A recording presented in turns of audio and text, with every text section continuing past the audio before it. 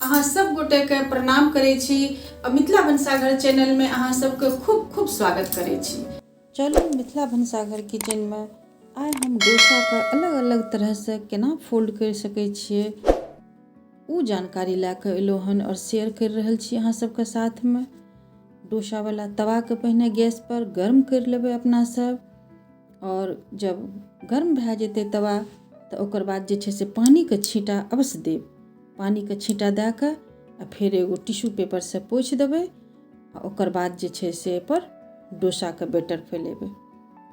Direct नहीं गरम तवा पर देना छै, तेल छीट देना छै, फिर टिश्यू पेपर से पोछि देना छै, फिर पानी के छींटा देना छै, फिर टिश्यू पेपर से पोछि देना छै, और ओकर बाद जे छै से अपना सब जे बैटर बना के रखने छिए उ बैटर के तवा पर फैलेबै।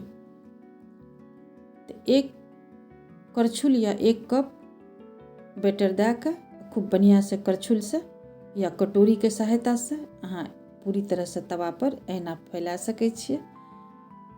ये देखियो कते बढ़िया से फैल गेलै हन अपना सबके डोसा, पूरी तरह से खूब बढ़िया से एना फैला के पतला जैसन।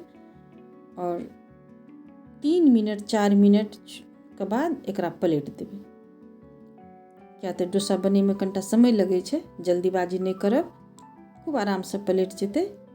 तब पलट दिलिए अपना सब। आब जे छै से पर तेल से रिफाइंड ऑयल घी कुछो जे यूज करब अहाँ से ब्रश से एक रत्ती लगा देब, हल्का ग्रीसिंग कर देब।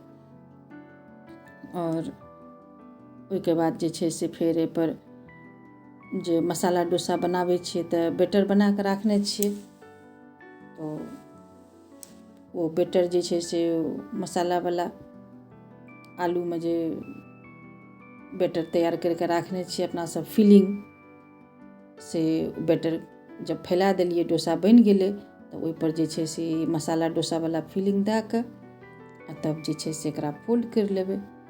तो ई दुनू बगल से एना एक बेर ए बगल से छुलनी से और एक बेर जे छै से एना गोल करके, और एक तरह से भए गेलै साधारण तरीका से, एगो ई तरह भेलै और एगो हैया आब दोसर तरह से दोसर मेथड बनबै ले जा रहल छिए।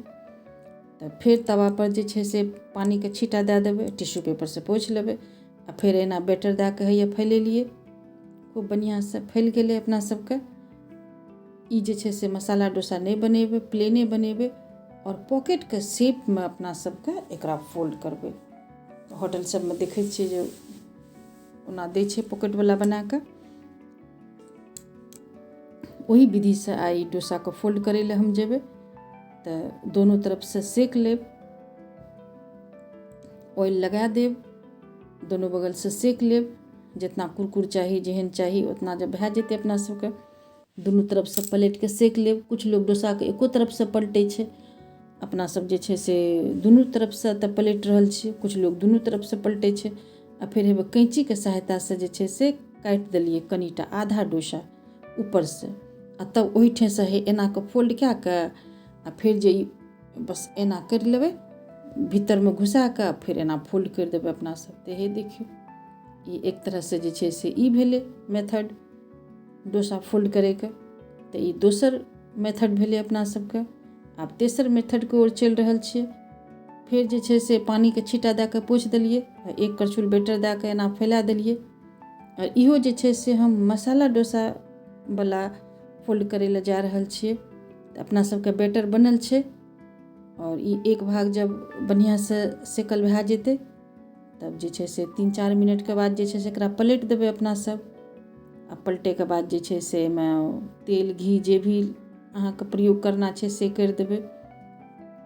हम एठिन रिफाइंड ऑयल मूंगफली के रिफाइंड ऑयल यूज कर रहल छिए, से दे के जे छै से ऊपरो नीचा लगा देबै आ तब जे छै से पलट देबै।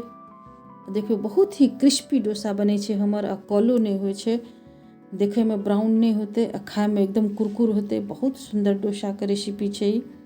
यदि अहाँ के डोसा के रेसिपी चाही तो कमेंट करब, हम डोसो के रेसिपी ला के आएब।